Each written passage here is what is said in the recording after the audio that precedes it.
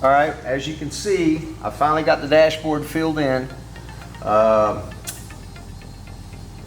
It's kind of created some problems. There is a section that I deleted that looks like this glove box door that used to fit here, that had opening for the radio and ashtray here. All that stuff's been deleted now. Well, because that panel is no longer there, when I put the glove box in, the glove box doesn't have this panel to mate up to.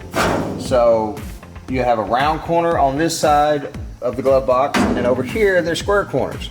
So I'm gonna have to pull the skin off of this glove box. I will use the old factory back because it's got my hinge mounts, my latch, all that stuff's in the right place. And I will actually build a brand new glove box skin. I don't know yet whether or not I'm gonna do it. I thought about deleting the glove box completely because we're gonna have a center console in this truck. However, doing that I think is going to be too plain. There's not enough to break up this like big slab of a dashboard in here. So I'm going to go ahead and keep the glove box, make a custom glove box lid for it.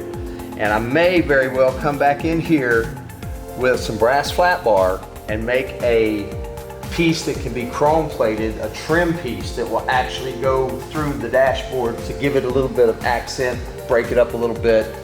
But this is where we're at. Get this finished, I can get my kick panels done, I can start building a firewall and get this sucker back on the frame.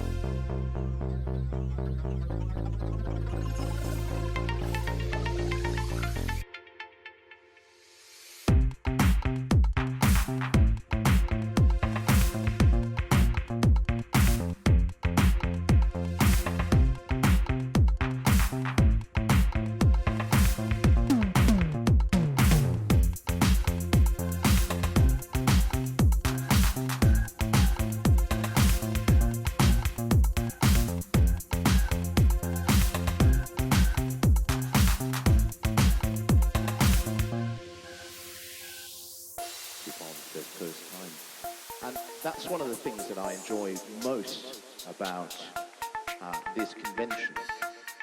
But it is within our self-interest to understand the topography of our lives unto ourselves.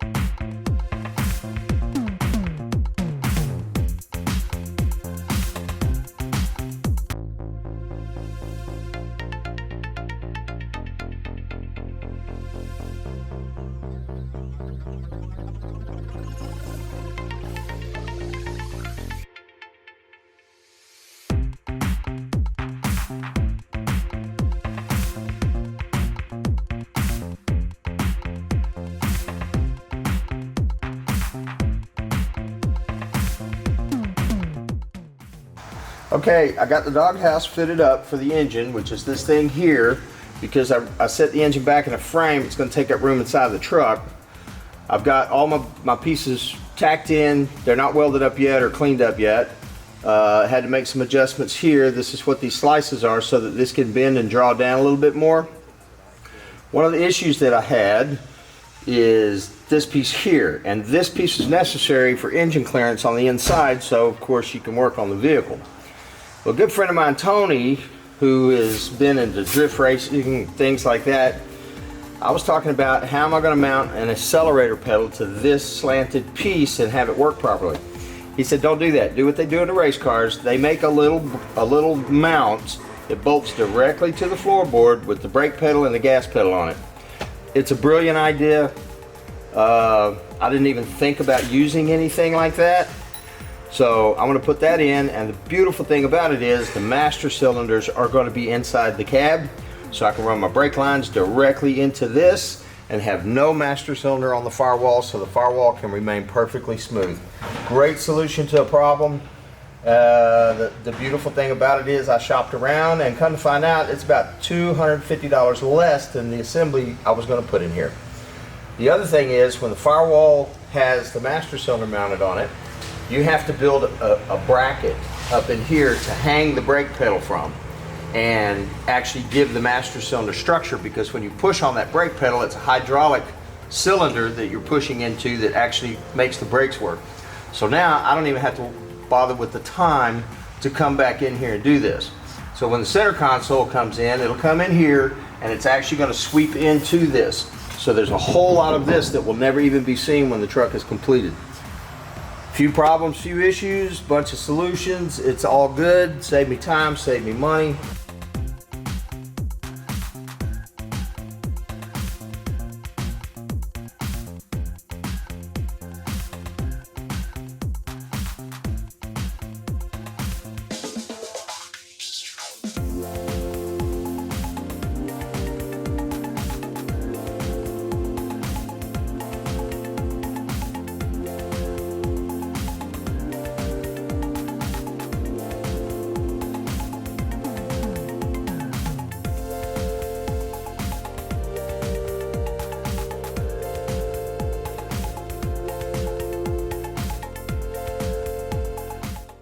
All right, on this truck, where the firewall and the toe board here is, there's actually an inner fender weld that will come in here like this that covers all of this stuff. This is where the wheel is inside of this.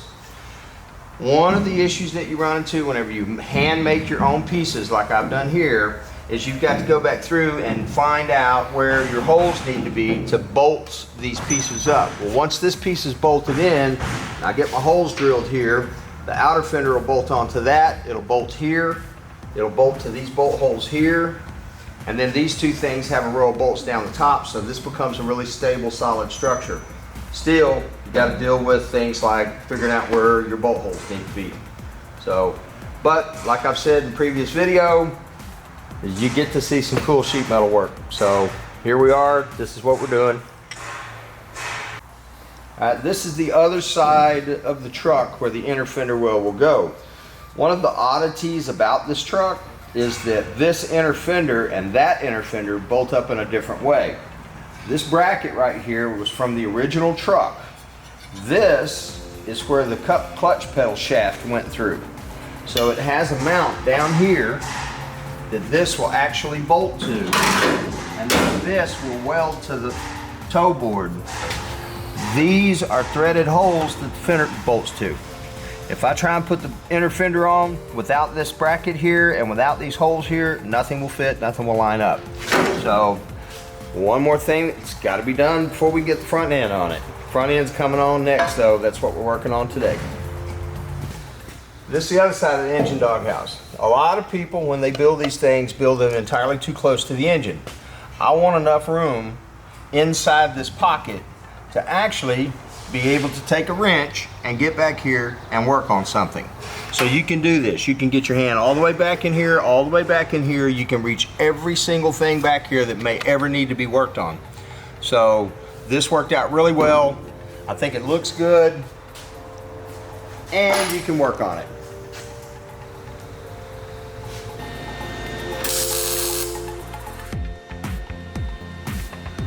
Go build something cool.